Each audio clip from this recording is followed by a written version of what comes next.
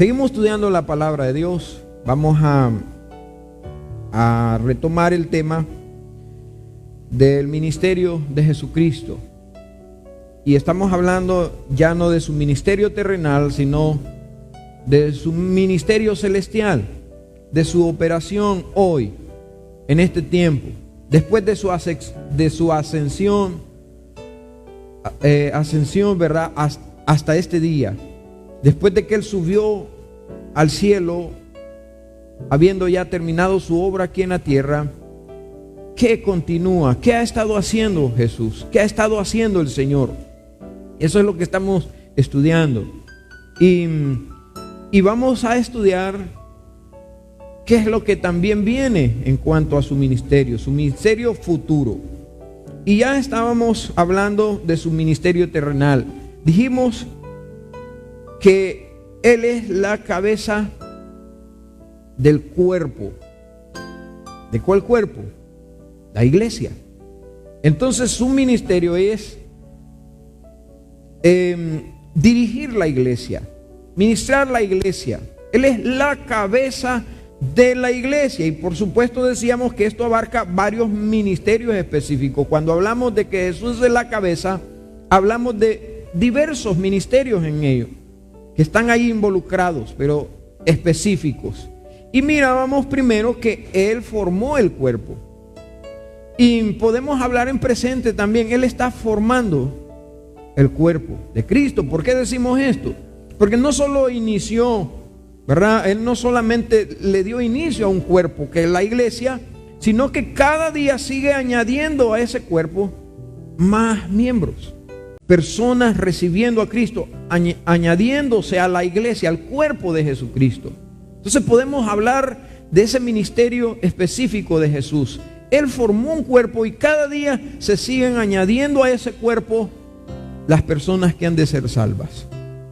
Decíamos que esto fue por obra del Espíritu Santo. ¿Cuándo es que empezó el cuerpo de Jesucristo, la iglesia? Pues el día de Pentecostés, con el bautismo del Espíritu Santo. Habían creyentes ya, pero cuando vino la promesa, fue el Espíritu Santo que introdujo a todas estas personas a un cuerpo.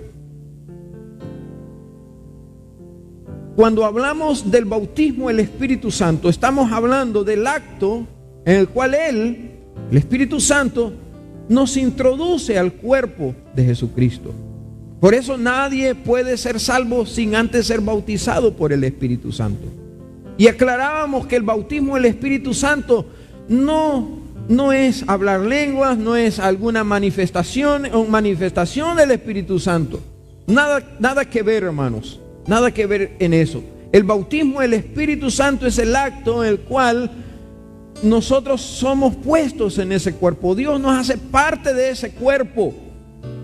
¿Y cuándo es eso? En el momento de nuestra conversión. En el momento en que recibimos a Cristo como nuestro Salvador.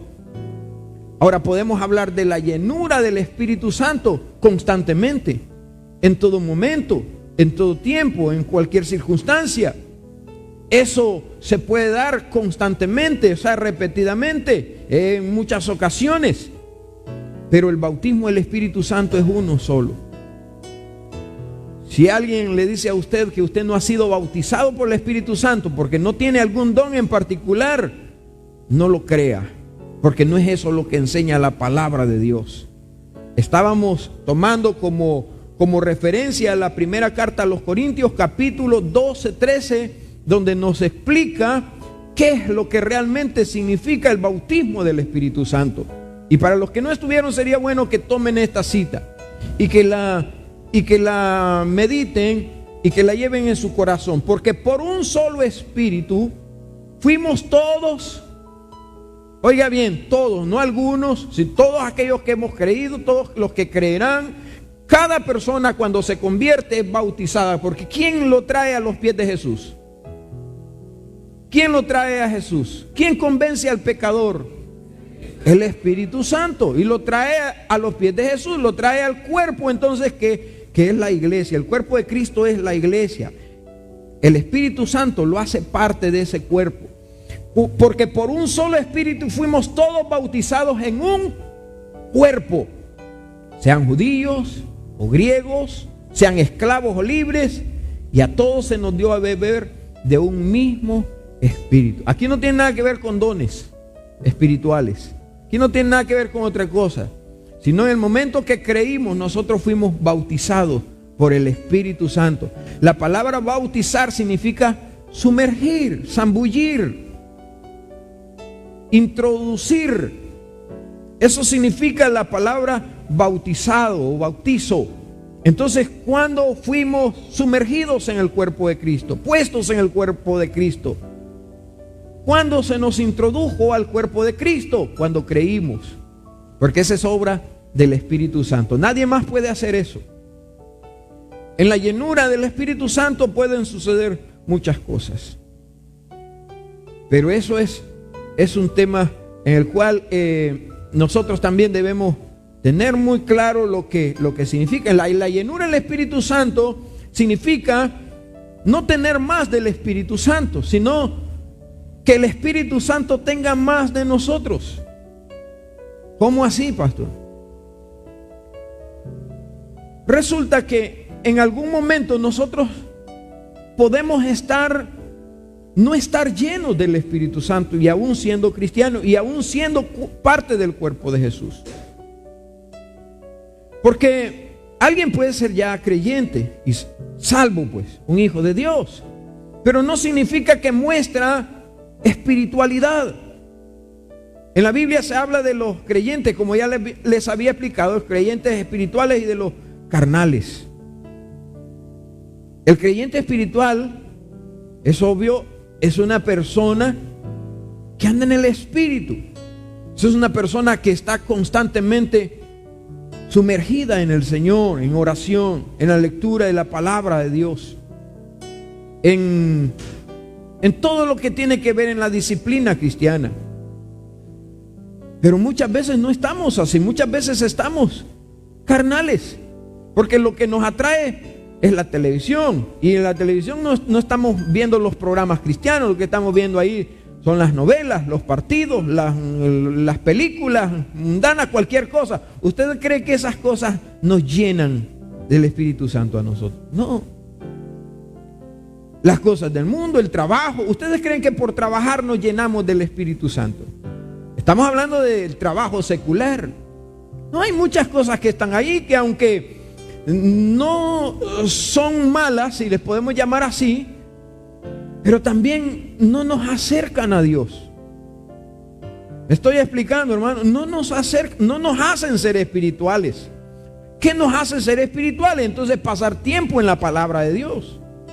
¿Qué nos hace ser espirituales? Pasar en oración, congregarnos, testificarle a otros de Cristo, estar buscando cada día al Señor. Eso nos hace ser espirituales. Entonces, un creyente, aunque sea salvo, puede no estar lleno del Espíritu Santo, porque, de nuevo les digo, ser lleno del Espíritu Santo es permitirle al Espíritu Santo que tome el control total de nosotros. ¿De qué estamos hablando? De nuestra mente. Estamos hablando de nuestras emociones, de la voluntad misma. Estamos hablando de todo nuestro ser, de lo que estamos formados. O sea, alma, espíritu y cuerpo, carne. Entonces, cuando el Espíritu Santo toma el control de todo, estamos llenos del Espíritu Santo. ¿Y qué hablamos? No hablamos maldición. No cantamos la música del mundo. Cuando estamos llenos del Espíritu Santo, no se nos vienen esas cosas, hermano. Cuando estamos llenos del Espíritu Santo, adoramos al Señor, exaltamos al Señor. Pero cuando no estamos llenos, entonces hay algo que no está entregado al Señor. Hay algo que no le estamos permitiendo al Señor, como una casa en la cual hay habitaciones, hay lugares que están prohibidos para los demás, para el amigo, para el vecino, para cualquier persona. Pero el Espíritu Santo no debe tener ninguna área prohibida en nuestro cuerpo, en nuestro ser. No se nos debe olvidar que somos templo y morada del Espíritu Santo. El Señor Jesús debería de acompañarnos a nosotros en el sillón mientras estamos viendo la televisión. El Señor Jesús debe acompañarnos a nosotros en el cuarto mientras estamos solos, cuando tenemos el teléfono con internet en nuestras manos. Ahí debe estar el Señor Jesús. Para que lo que yo estoy viendo es lo que a Él le agrada. Lo que yo estoy haciendo a Él le agrada. Pero muchas veces olvidamos esto, hermanos. Y por no estar llenos del Espíritu Santo, entonces hacemos todo lo contrario. ¿Y es normal eso? No, no es normal. ¿Eso es la voluntad de Dios? No, no es esa la voluntad de Dios. La voluntad de Dios es nuestra santificación. Ahora, ¿se quedará Dios de brazos cruzados si somos sus hijos? No, Él va a trabajar en nosotros. Ya estaremos hablando de este asunto. Y me voy a introducir a esta parte. Sabemos que Él formó a la iglesia, al cuerpo, y está introduciendo miembros cada día a ese cuerpo. Pero uno de sus ministerios específicos, por ser cabeza de la iglesia, también es santificar a la iglesia. Él santifica a la iglesia. Y vamos a ver rápidamente, aunque ya lo he enseñado, pero para recordar un poco los tres aspectos de la santificación. Cuando hablamos de la santificación, hablamos de ella en tres aspectos. ¿Cómo y cuáles son? La santificación posicional, o sea, por posición. Nosotros ya fuimos declarados santos. O sea, estamos en una posición delante de Dios, declarados santos. ¿Cómo pasó esto?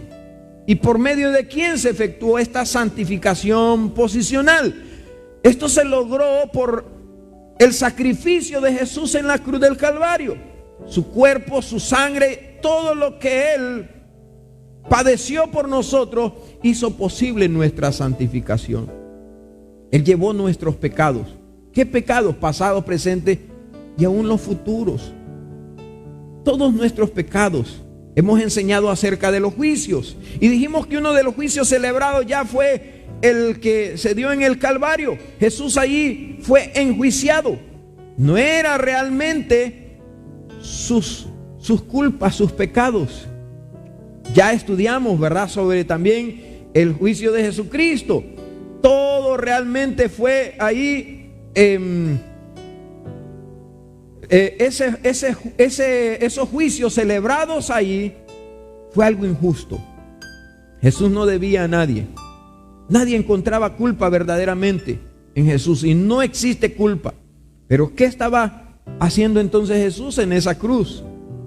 ¿Qué estaba haciendo Jesús en esa cruz? Él tenía el poder para levantarse, para librarse, ¿o no, hermanos?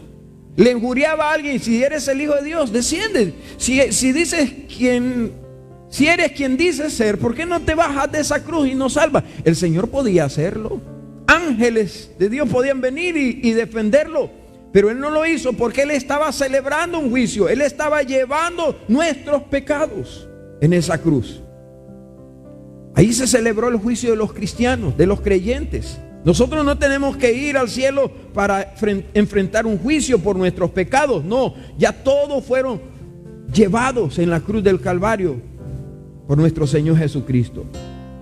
Estaremos en un juicio y tiene que ver con nuestras obras, sean buenas o sean malas. Ahí tendremos que dar cuenta al Señor de nuestras obras, bien para recibir galardones o por pérdida de galardones, porque eso es lo que la Biblia también nos enseña al respecto. Entonces, por posición, nosotros ya somos santos. A ese aspecto de la santificación se le llama, como dijimos, santificación por posición o posicional. Hay algunos textos bíblicos que nos amparan esto. Sí, ya los habíamos dado, pero si quiere escribirlo, en Efesios, por ejemplo, capítulo 1, versículo 1, dice: Pablo, apóstol de Jesucristo por la voluntad de Dios, a los santos. Mire que ya se les puede llamar santos, aunque no seamos perfectos, se nos llama santos por posición. Ese es el aspecto posicional de la santificación. Entonces, el que digamos nadie es santo es incorrecto. ¿Quiénes somos santos? Aunque todavía seamos imperfectos. ¿Quiénes somos santos? Los cristianos. ¿Ah? Sí. Por posición los cristianos, los que hemos recibido a Jesucristo como nuestro Salvador. Por posición. Filipenses, hay otro ejemplo. Pablo les llama a los filipenses, no solo a los hermanos en Éfeso, sino a los filipenses, capítulo 1, verso 1 también. Pablo y Timoteo, siervo de Jesucristo, a todos los santos. ¿Ustedes creen que se les llamaba santos porque no había pecado en ellos? ¿Ah? No era por eso, sino por la posición que ya tenían delante del Señor. Cuando Dios Padre nos ve a nosotros, ve a su Hijo Jesucristo primero. El sacrificio de Él fue suficiente para librar nuestra culpa, para pagar nuestra maldad. Entonces ahí vemos estos ejemplos. Si usted quiere un ejemplo más, sería Colosenses 1:1. También podríamos leámoslo, Colosenses 1:1. Pablo, apóstol de Jesucristo, por la voluntad de Dios, al hermano Timoteo, y nos saltamos al capítulo 2, al versículo 9 y al versículo 10 de esta misma carta a los Colosenses, porque en él habita corporalmente toda la plenitud, dice, de la deidad. Dice el 10, y vosotros estáis completos en él, que es la cabeza de todo principado y potestad. No aparece la palabra santo aquí, pero dice que en él estamos completos. ¿En quién? En Cristo. En Cristo hemos sido nosotros santificados.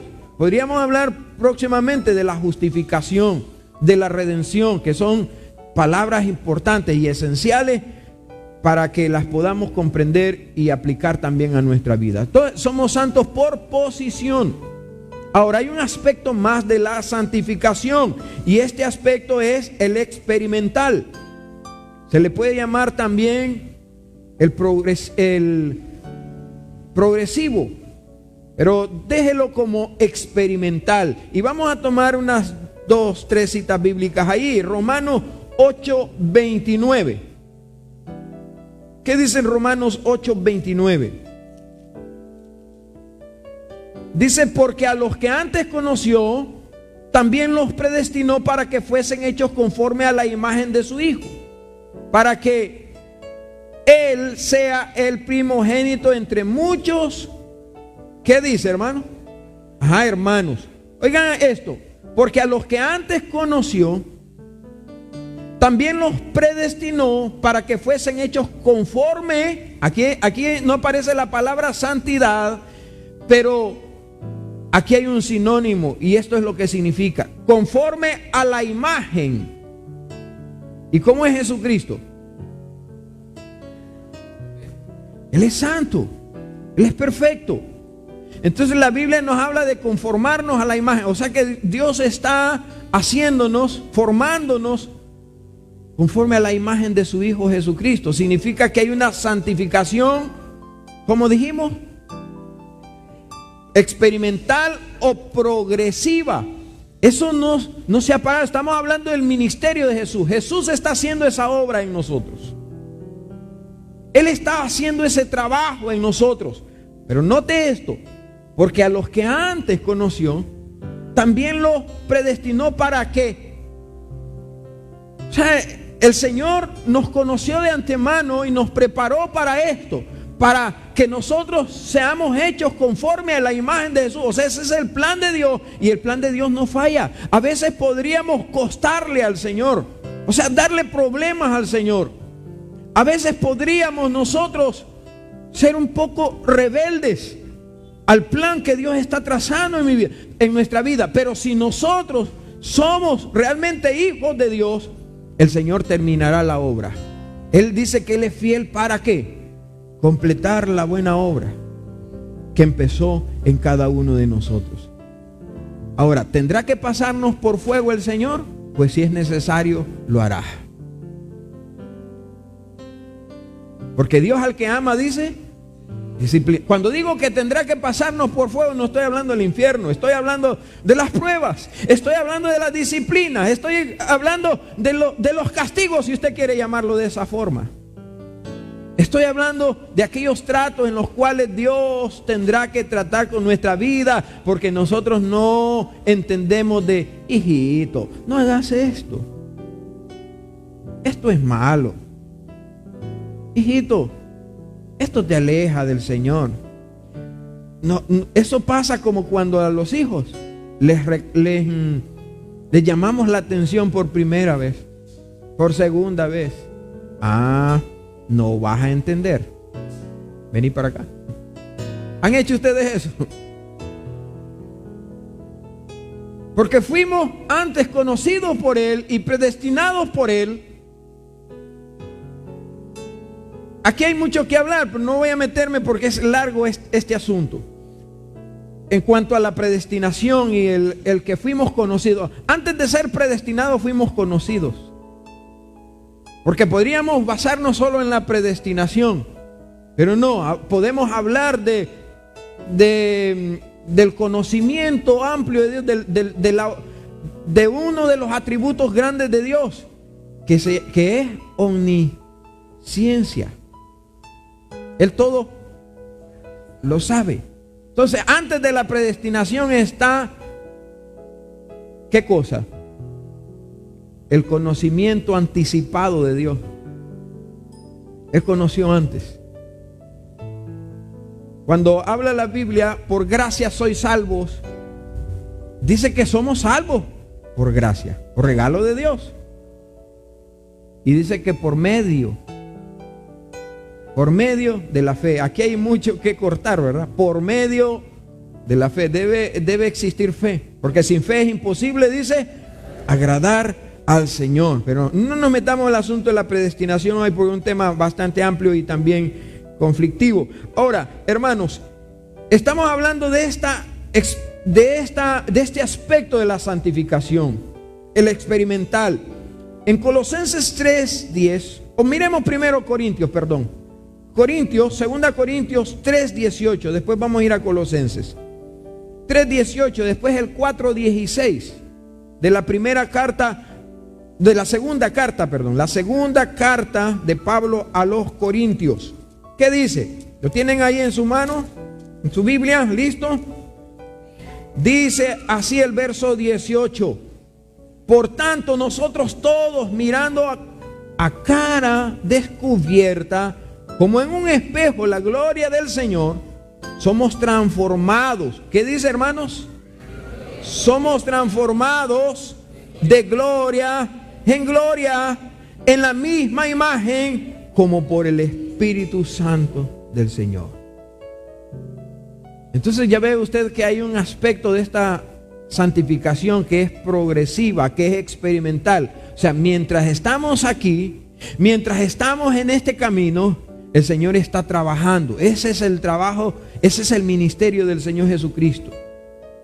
Hoy, Él es la cabeza, Él está santificando a su iglesia. Él ya la santificó, pero hay un proceso en su aspecto de santificación, que es el experimental, en el cual Él sigue obrando en nosotros para transformar nuestra vida. Por posición ya somos santos, pues Dios nos vio de antemano y ya nos vio en el cielo. Dice que estamos sentados en lugares celestiales. El Señor ya nos vio y nos conoce por hijos. Él sabe quiénes irán al infierno y Él sabe quiénes estarán con Él en el cielo. ¿Sí o no, hermano? Él conoce eso. Entonces, por posición, Él ya nos ve ahí en ese lugar. Pero aquí está trabajando fuertemente en la vida de nosotros, porque Él nos está conformando a la imagen de su Hijo Jesucristo. Qué bueno hubiese sido para nosotros que el día en que nos perdonó, el día que nos recibió y nos dejó blanquito, como la pizarra, ese día nos hubiese llevado, ¿verdad? Ya no habríamos pecado más, ya no le habríamos desobedecido. Pero si Él nos dejó es porque Él tiene un propósito. Si Él nos dejó es porque Él quiere usarnos, Él quiere mostrarnos muchas cosas. Si Él nos dejó es porque Él tiene un plan. Y hay muchas personas que no le conocen, y nos ha dado el privilegio a nosotros de ser los pregoneros, de llevar las buenas nuevas de salvación. Entonces, no hubiese sido ningún problema, el Señor nos hubiera llevado. Pero de todas maneras Él quiere que aprendamos a vivir la vida de un cristiano, la vida de un hijo de Dios. Y el hijo de Dios está expuesto ¿a qué? A pruebas, a tentaciones, a cualquier dificultad. El hijo de Dios está expuesto. Pero Él dijo que estaría con nosotros todos los días de nuestra vida. Ya lo aprendimos también. En el 4:16 de la misma carta, segunda, dice esto: por tanto, no desmayamos. Antes, aunque este nuestro hombre exterior se va desgastando, el interior no obstante se renueva de día en día. Debemos esperar un cambio, una transformación. El que Dios haga de nosotros la persona que quiere que seamos. A veces esto, hermano, va a ser, decía, un tanto difícil para el Señor. Tal vez en alguna circunstancia difícil, en una situación que nosotros no esperamos, ahí es donde podemos aprender más de lo que aprendimos tal vez en 2 años, en 3 años, en 5 años, en 10 años de ser cristiano. En una situación, hermanos, podemos tener un gran aprendizaje. En una caída, en una situación ahí extrema, podemos sacar el aprendizaje mayor, el que tal vez tuvimos en 10 años de tranquilidad, de bonanza, no sé si me explico, de buena comunión aparentemente, y en una situación difícil pudimos sacarle el mayor aprendizaje. Y ahí es donde Dios nos pudo llevar a un nivel mayor, el cual nosotros quizás nunca esperábamos o imaginábamos. Pero estamos hablando de una posición espiritual, si se puede llamar o se le puede hablar así, una madurez, para hablarlo de esta forma, para hablarlo correctamente, a una madurez grande. Porque muchas veces somos niños. Muchas veces somos niños, hermano, o actuamos como niños. Pero Dios está llevándonos a la madurez. Hoy sí, Colosenses 3:10 dice que: y revestido del nuevo, el cual conforme a la imagen del que lo creó, se va, ¿qué dice? Renovando hasta el conocimiento pleno. Ya ve que mientras estamos aquí, esto está sucediendo. Esto está pasando. Y la segunda carta de Pedro 3:18 también nos habla un poco de esto. El 3:18 dice así: antes bien, creced en la gracia y en el conocimiento de nuestro Señor y Salvador Jesucristo. A Él sea gloria, ahora y hasta el día de la eternidad. Amén. Ya ve que nuestra vida cristiana es una vida de crecimiento. ¿Sí, hermanos? ¿Es una vida de qué? De crecimiento. Se va abriendo nuestro entendimiento. Nuestra relación de Dios puede mejorar día con día. Se puede deteriorar si nos descuidamos, pero también puede cada día mejorar para su honra y su gloria. Y el último aspecto de la santidad o santificación es la santificación final o total. ¿Cuándo va a ser esto? Cuando ya nos muramos o cuando ya estemos directamente en la presencia del Señor. Cuando el Señor venga por nosotros. Porque ya no va a tener este cuerpo de carne. Ya no vamos a tener este cuerpo de carne. 1 Corintios 15, volviendo a la carta a los Corintios del apóstol Pablo, en el 15:51 hasta el 54, dice: aquí os digo un misterio. No todos dormiremos, pero todos seremos ¿qué? Transformados. En un momento, en un abrir y en un cerrar de ojos, a la final trompeta, porque se tocará la trompeta y los muertos serán resucitados incorruptibles y nosotros seremos transformados. Porque es necesario que esto corruptible se vista de incorrupción y esto mortal se vista de inmortalidad. Y dice que y cuando esto corruptible se haya vestido de incorrupción y esto mortal se haya vestido de inmortalidad, entonces se cumplirá la palabra que está escrita: sorbida es la muerte en victoria. ¿Dónde está, oh muerte, tu aguijón? ¿Dónde, oh sepulcro, tu victoria? Bueno, sabemos, hermanos, que Dios un día cambiará nuestro cuerpo corruptible por un cuerpo, transformará nuestro cuerpo corruptible en un cuerpo incorruptible. Esto significa que ni se va a envejecer, ni se va a corromper por el pecado, ni va a tener ninguna descomposición. No va a sufrir esto. No se va a enfermar. No vamos a necesitar lentes. Bueno, yo no voy a necesitar, ¿verdad? Creo que voy a llegar a los 70 sin lente. ¿Ah? Para el que cree todo le es posible, ¿o no, hermanos? Es que el Señor no tiene poder para concedernos las peticiones de nuestro corazón. Es que no me gustan los lentes, pues. Entonces, no vamos a necesitar lentes. No vamos a ir al médico. ¿Verdad que qué hermoso es eso? No vamos a necesitar nada de este mundo. No tendremos luchas más contra el pecado, contra la carne. No habrá ninguna lucha, hermano, ya. Dios nos transformará. Y dice la Biblia que la meta de Él es conformarnos a la imagen de su Hijo Jesucristo. Yo estoy lejos de parecerme a Jesús. ¿Y ustedes, hermanos? ¿Ah?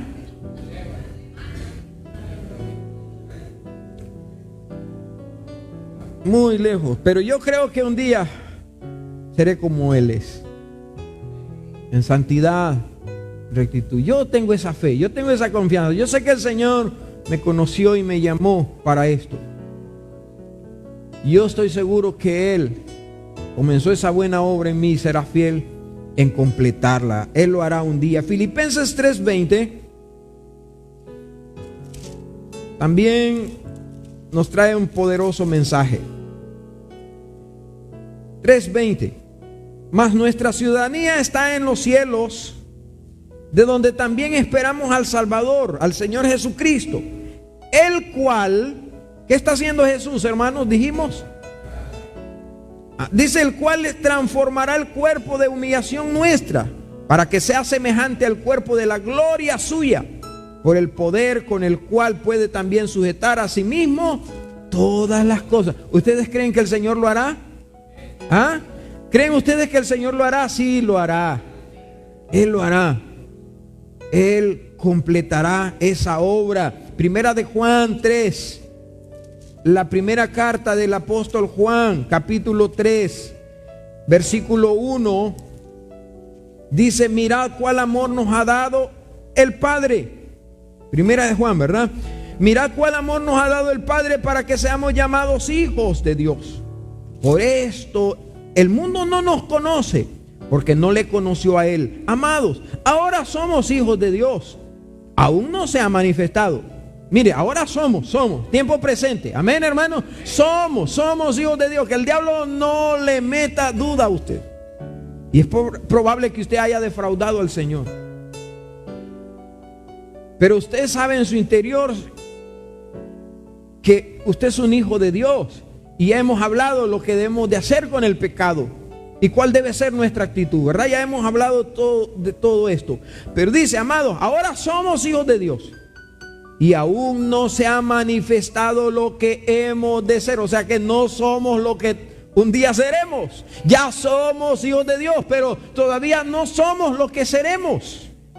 El Señor nos va a llevar a una posición mejor, a un estado mejor. El Señor nos va a llevar a un estado mejor. Dice, pero sabemos que cuando Él se manifieste, entonces seremos semejantes a Él. Yo dije, no, todavía yo creo que estoy muy lejos de ser como Jesús. Pero un día seré como Él es, porque Él está haciendo esa obra. Dice, seremos semejantes a Él porque le veremos tal como Él es. Gloria a Dios. ¿No se alegran por eso? ¿Quién se alegra por eso? ¿Estaba usted decepcionado? ¿Estaba usted, cómo dicen por ahí, cariqué? ¿Cómo? Caribaja.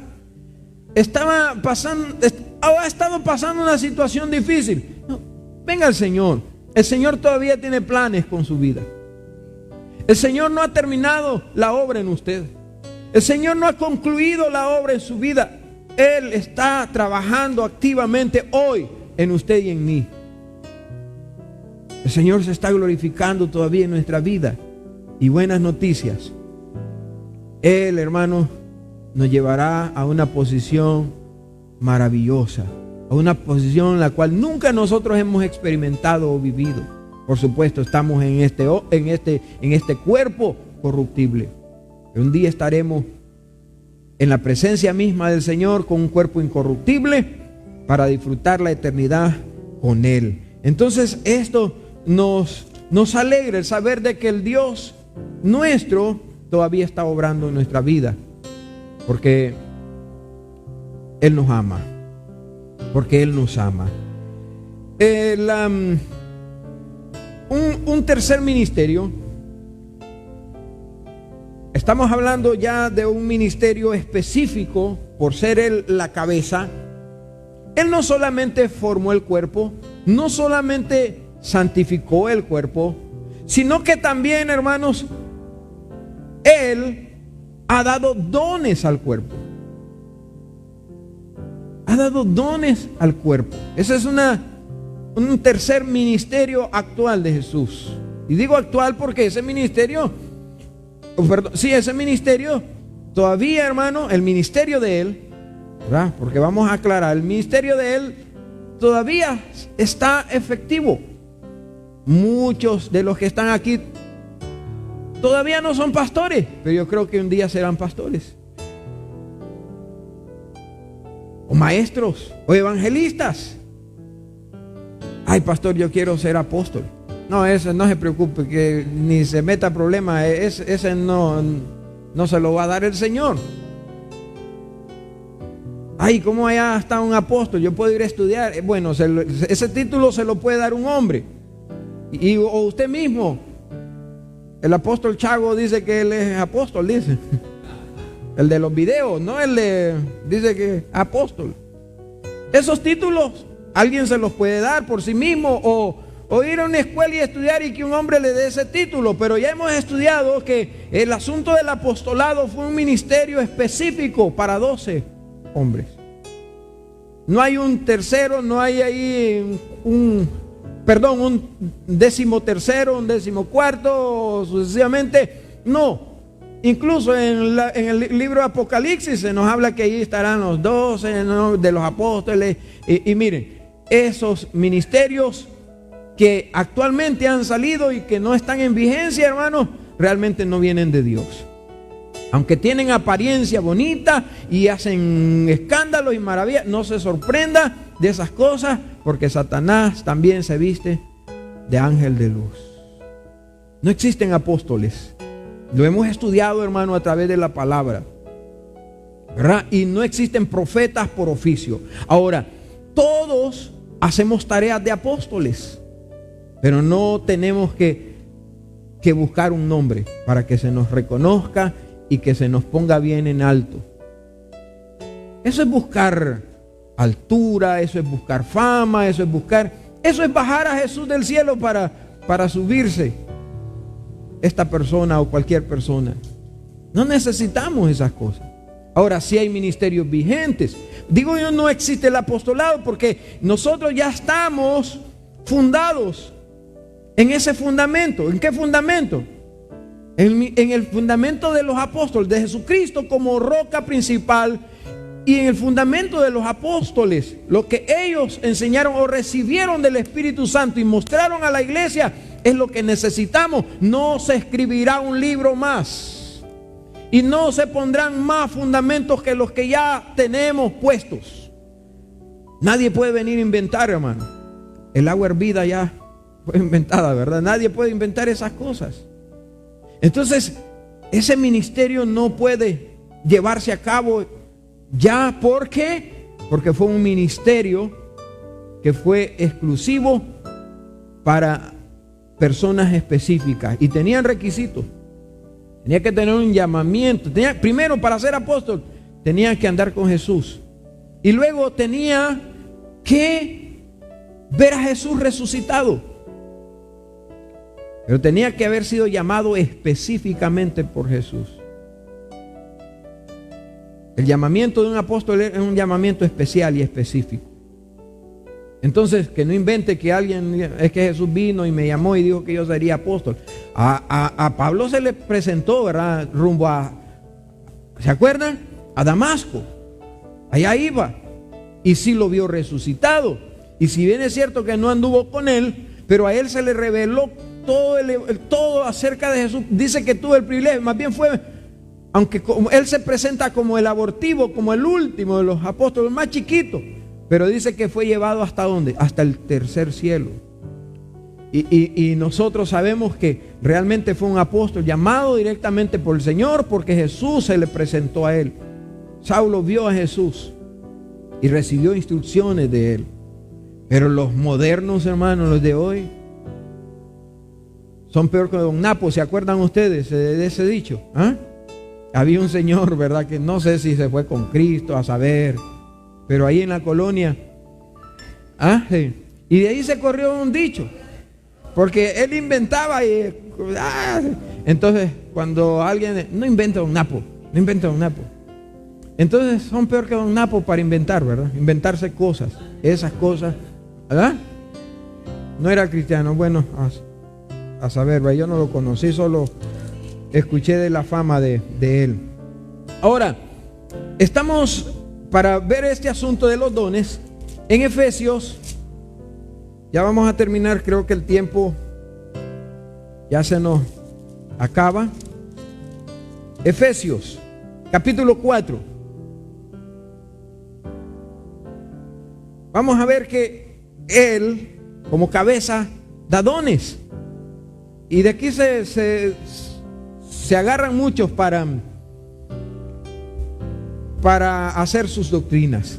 Mire bien, 7. Pero a cada uno de nosotros fue dada la gracia conforme a la medida de Cristo. Por lo cual dice, subiendo a lo alto. ¿Cuándo es esto? ¿Cuándo subió a lo alto Jesús? ¿De qué está hablando este pasaje? De la ascensión, ¿verdad? Ya estudiamos la ascensión de Jesucristo también. ¿Se acuerdan?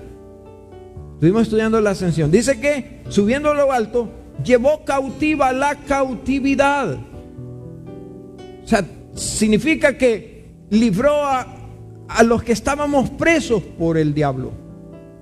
Aquí hay algunas interpretaciones. Mire, este versículo, hermano, tiene mucha dificultad para la interpretación.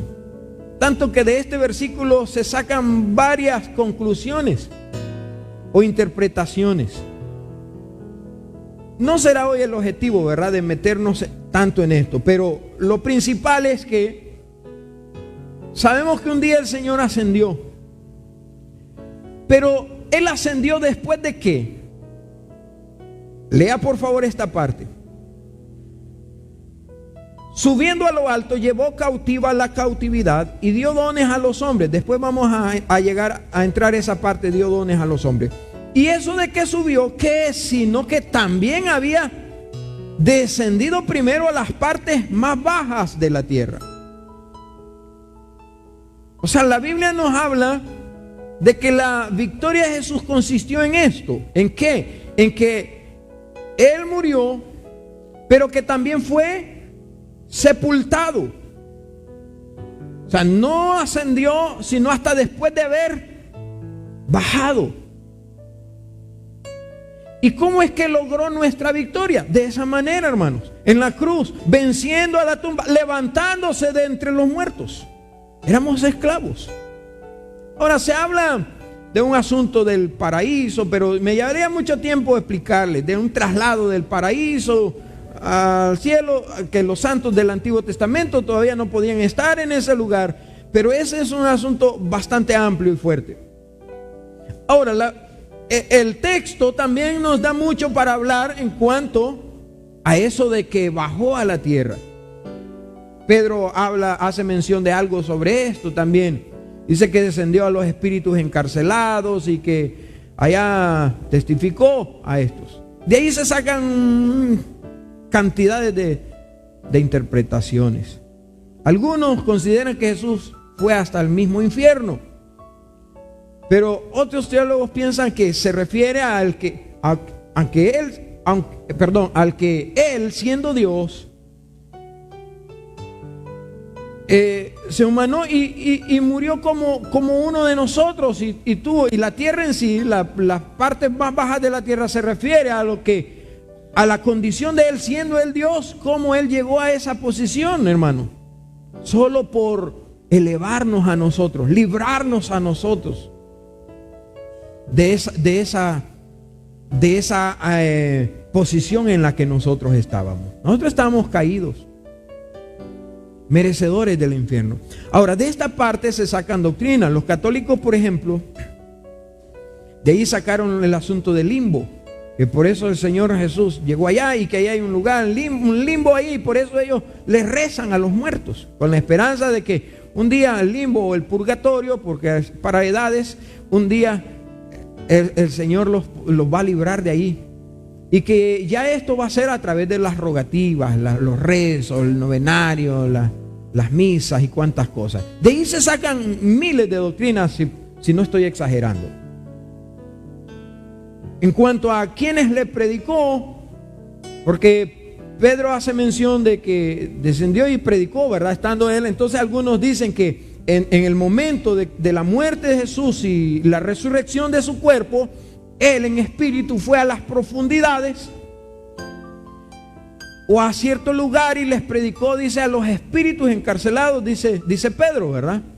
Entonces dice que estos espíritus encarcelados, algunos dicen que eran los que murieron, las almas de todos aquellos que murieron en el diluvio, y que fue Jesús para proclamar su victoria allá delante de ellos. Otros dicen que estos espíritus eran realmente espíritus encarcelados, basándose a lo que dice Pedro, que están reservados en prisiones oscuras para el día del juicio. Se habla de esto en la primera carta y en la segunda carta de Pedro se habla de esto. Entonces esos espíritus para otros son los ángeles que se rebelaron contra Dios. Pero no solamente eso, sino no solo los ángeles que se rebelaron contra Dios en el día en que Satanás se rebeló contra Dios y engañó a muchos, sino que son 200 ángeles que después también se rebelaron contra Dios. Esto según el libro de Enoc. Hay un libro de Enoc que no está entre los libros canónicos, ¿verdad? El canon bíblico no está en la Biblia. Algunos lo consideran como inspiración de Dios, otros no, y por eso lo descartaron. Hay una polémica sobre esto. Ahora yo digo, si hubiese sido la voluntad de Dios, aquí lo tuviéramos con nosotros, ¿verdad? Entonces no me hace falta, y si fue así, Dios sabe por qué entonces no permitió que lo tengamos. Los primeros creyentes, según dicen, por algunas citas por algunas citas de algunos escritores del Nuevo Testamento, lo consideraban como un libro inspirado también. Pero también no nos meteremos a esto. Pero ese libro dice que 200 ángeles se rebelaron contra Dios y decidieron venir a la tierra porque las hijas de los hombres estaban bonitas.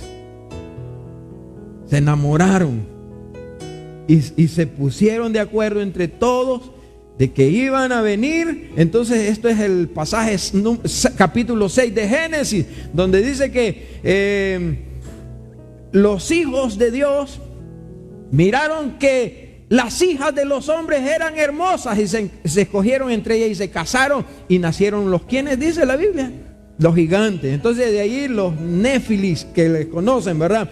Entonces de ahí vienen los gigantes. Pero algunos traducen o interpretan el capítulo 6 de Génesis que los hijos de Dios eran ángeles que se rebelaron y se casaron con las hijas de los hombres.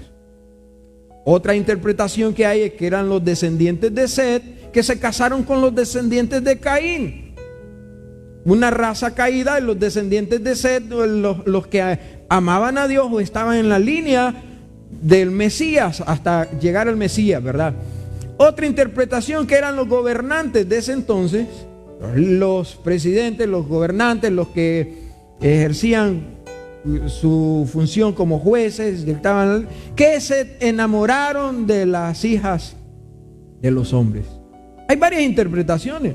Usted puede inclinarse a cualquiera. La verdad que la Biblia no dice quiénes eran, ¿verdad? Por eso hasta donde la Biblia habla hay que hablar, y donde la Biblia calla hay que callar. La Biblia dice que eran las hijas. Ahora se interpreta que porque hay una cita allá en Job, que realmente estos eran espíritus. Ahora, mire, yo no me inclino a esa línea. ¿Sabe por qué? Sostengo que un ángel es asexual. Y es imposible eso. Y si se dio en aquel tiempo, entonces debería de darse aquí.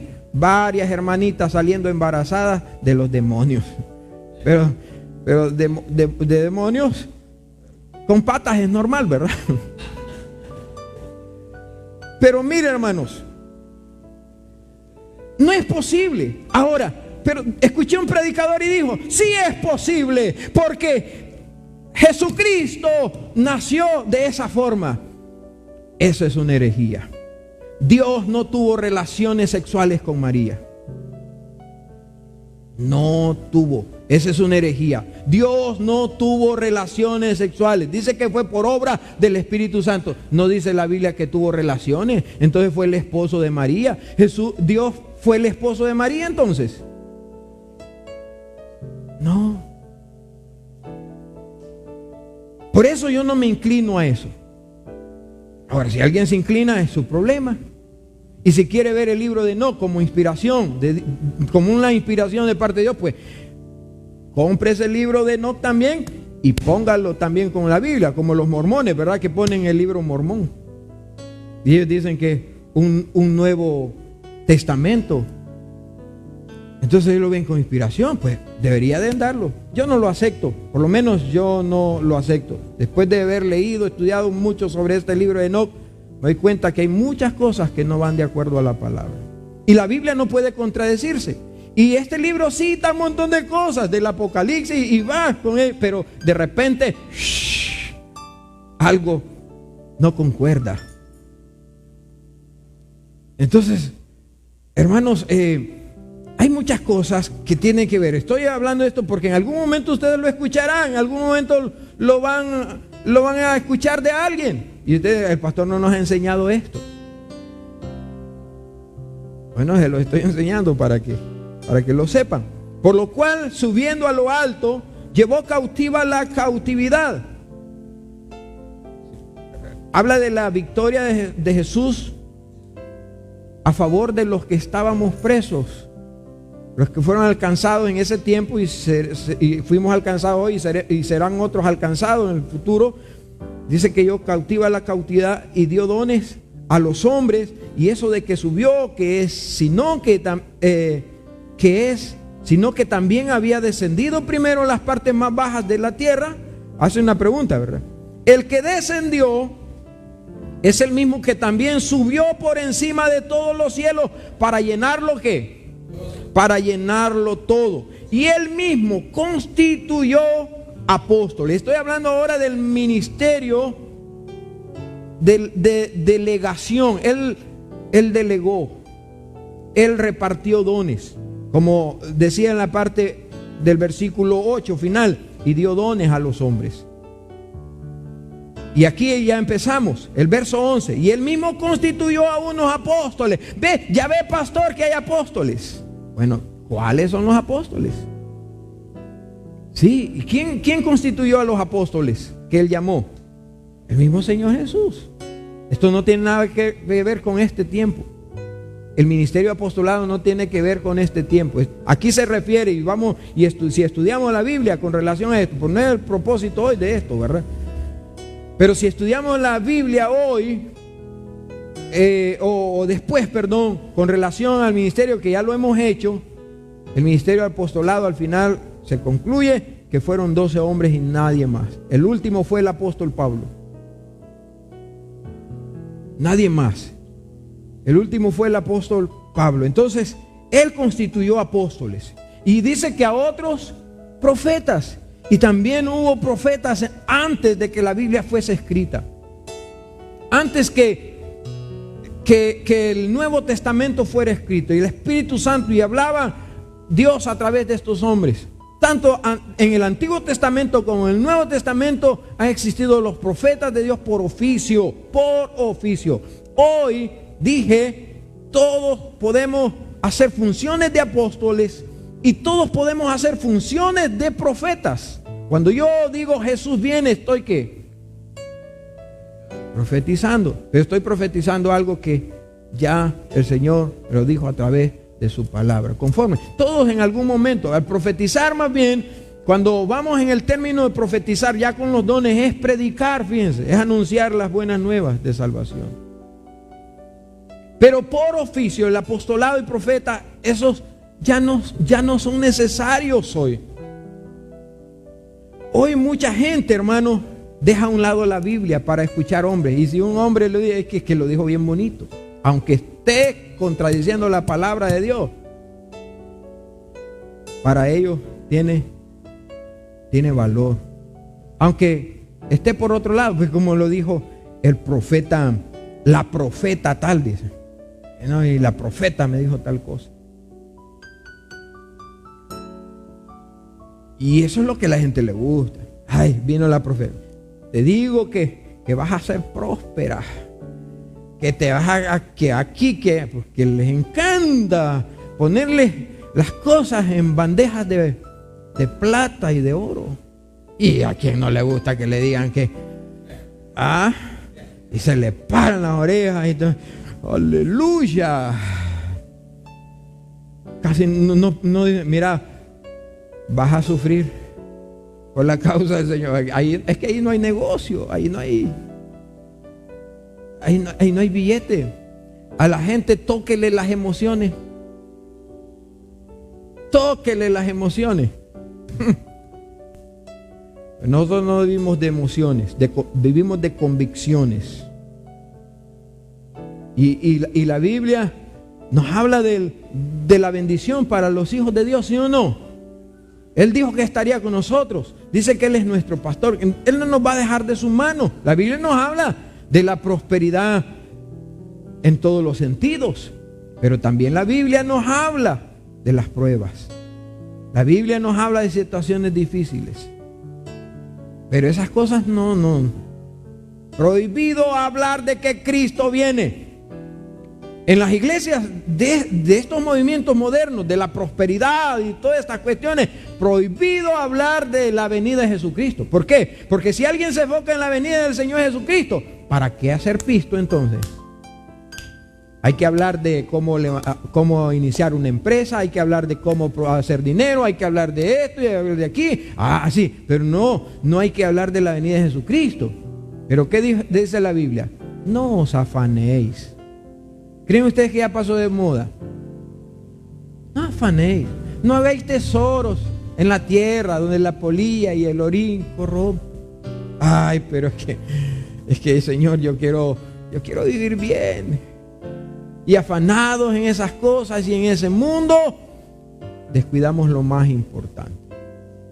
Si las bendiciones vienen porque Dios las quiere dar, hermanos, que las dé, pero no podemos descuidar los asuntos espirituales por las cosas materiales. ¿De qué le sirve al hombre entonces ganar el mundo, perder su alma? Miren, supongamos que no tiene nada que ver con la salvación ese asunto de las obras, ¿verdad? Del trabajo y todo. Está bien, usted es salvo y irá al cielo un día. Pero nunca tuvo tiempo para servirle al Señor. Nunca se involucró en un ministerio. Nunca se involucró en el trabajo del Señor porque nunca tuvo tiempo. Está bien, fue al cielo. Y cuando esté en el cielo,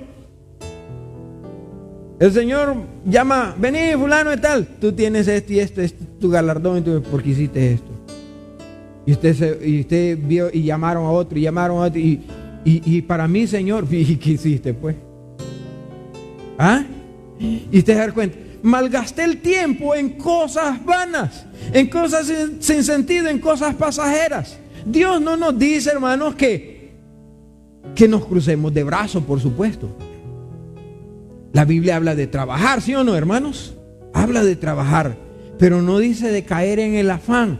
¿Cuál es el afán? De preocuparnos por lo que comeremos mañana. Entonces, preocupado por lo que tengo que pagar mañana, tengo que trabajar como un burro hoy. ¿Estoy explicándome? ¿O no?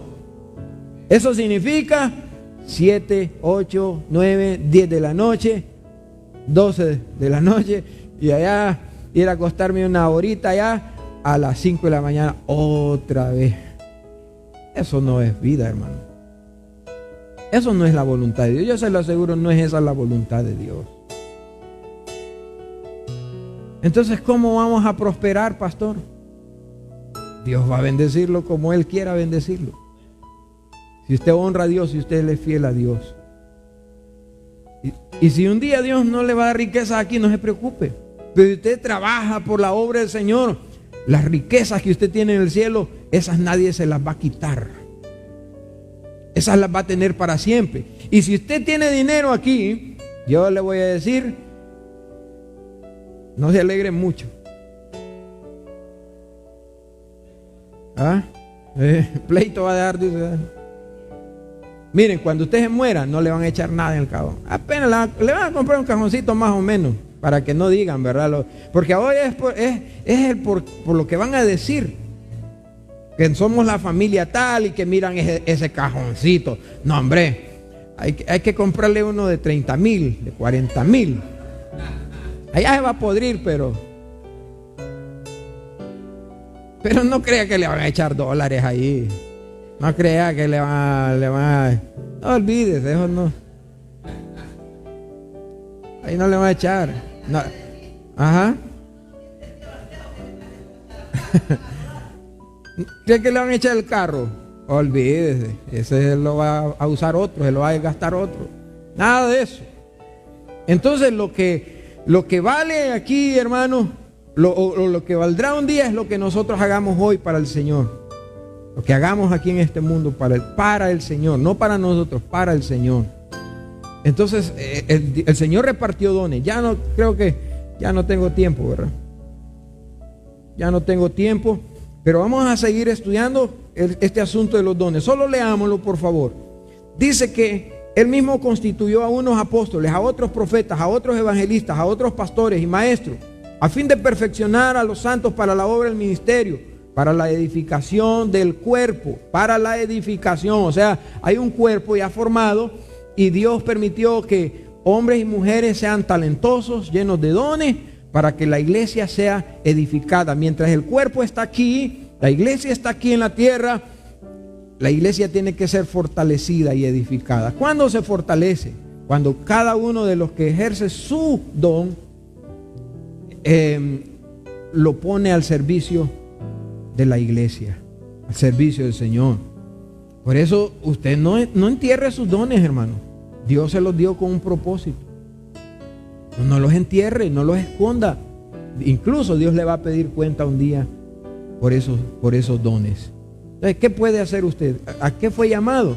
Ya algunos de estos son dones ministeriales, por supuesto, y no todo creyente los va a tener. Pero hay dones espirituales también que un creyente común lo puede tener.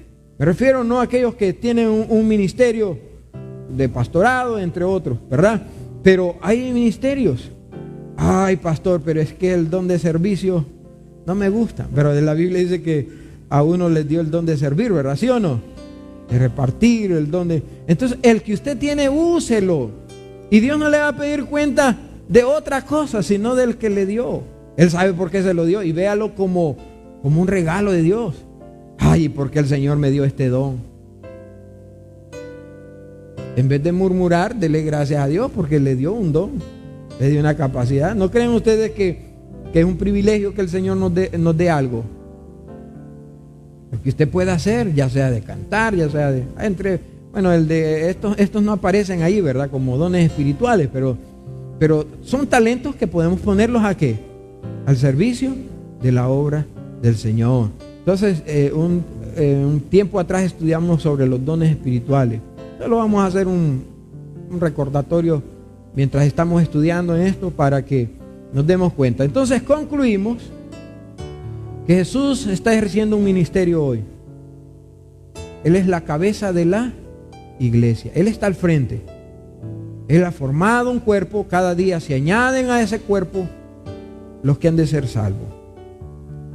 Y en esos ministerios, en ese ministerio grande hay ministerios específicos. Él como cabeza ha santificado a su iglesia. Y en ese asunto de la santificación hay tres aspectos. El aspecto de la santificación por posición, el aspecto de la santificación experimental o progresivo y la santificación final, o sea, total, ¿verdad? Sabemos también que el Señor en su ministerio como cabeza de la iglesia que es, también Él ha repartido dones. Y podemos hablar que todavía es vigente porque Él sigue repartiendo dones. Cuando un creyente nuevo viene, ¿qué va a pasar? ¿Ustedes creen que ya el Señor no tiene nada para él porque ya se lo dio a los demás hermanos? Póngase pila, hermanos viejos. Perdónenme, viejos de ser cristianos, pues, aunque estén jóvenes. Pónganse las pilas. Después se meten a celos. Porque los nuevos vienen con fuerzas, con ganas. Y como descubrieron sus dones, pastor, ¿qué puedo hacer, pastor? Aquí estoy, pastor. Ve, mire ese nuevo vos. Así que los carnales, en vez de alegrarse o de preocuparse por ellos, porque como ellos todo el tiempo se quedaron haciendo nada, y miran a aquel que está empezando en el Señor y ya está sirviendo y está haciendo esto y lo otro, se ponen celosos. Y si usted es haragán y no quiere hacer nada porque el otro quiere hacer, ¿qué culpa tiene? ¿Ah? Entonces, hermano, este asunto es de decirle al Señor, aquí estoy. Y el Señor sigue llamando a gente a su servicio. No solo a ser salvo, sino para servirle a Él también. Eso es hoy su ministerio. Como vamos a ver otras cosas que Él sigue haciendo.